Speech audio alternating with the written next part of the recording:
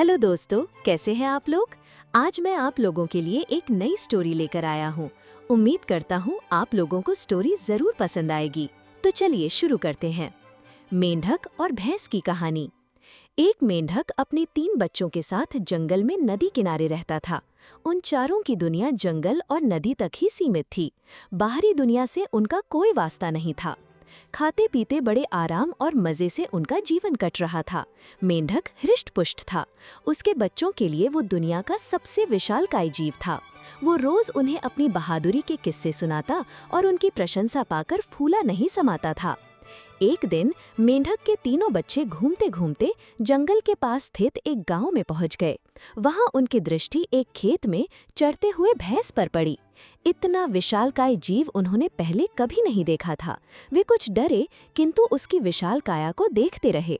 तभी भैंस ने हुंकार भरी और मेंढक के तीनों बच्चे डर के मारे उल्टे पांव भागते हुए अपने घर आ गए। बच्चों को डरा हुआ देखकर जब मेंढक ने कारण पूछा तो उन्होंने विस्तार पूर्वक भैंस के बारे में बता दिया। इतना बड़ा जीव हमने आज से पहले कभी नहीं देखा।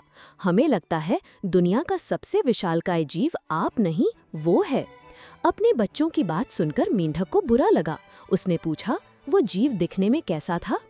उसके 4 बड़े बड़े पैर थे, एक लंबी सी पूंछ थी, 2 नुकीले सींग थे। शरीर तो इतना बड़ा कि आपका शरीर उसके सामने कुछ भी नहीं। बच्चे बोले। ये सुनकर मेंढक के अहंकार को जबरदस्त ठेस पहुंची। उसने जोर के सांस खींची और हवा भरकर अपना शरीर फुला लिया। फिर बच्चों से पूछा, क्या वो इतना बड़ा था? नहीं, इससे बहुत बड़ा, बच्चे बोले। मेंढक ने थोड़ी और हवा भरकर अपना शरीर और फुलाया। क्या इतना बड़ा? नहीं नहीं, और बड़ा। मेंढक ने जंगल के बाहर कभी कदम ही नहीं रखा था। उसे भैंस के आकार का अनुमान ही नहीं था, किंतु उसने मानो जिद पकड़ ली थी कि अपने बच्चों के सामने स्वयं को नीचा नहीं दिखाना है। वो जोर से सांस खींचकर ढेर सारी हवा अपने शरीर में भरने लगा। उसका छोटा सा शरीर गेंद के समान गोल हो गया, किंतु इतने पर भी वो नहीं रुका। उसका शरीर में हवा भरना जारी रहा।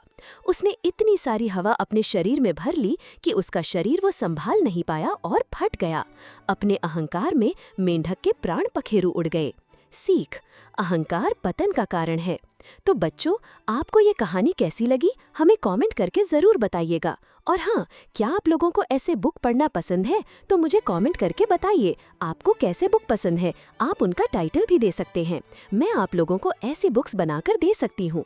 और हाँ, मेरे इस वीडियो के डिस्क्रिप्शन में लिंक है, आप वहाँ पर जाकर ढेर सारी कहानी डाउनलोड कर सकते हैं, वो भी PDF फॉर्मेट में। तो मिलते हैं अगले वीडियो में। तब तक के लिए अपना और अपनों का खूब ख्याल रखें, खूब पढ़ाई करें, स्वस्थ रहें, मस्त रहें।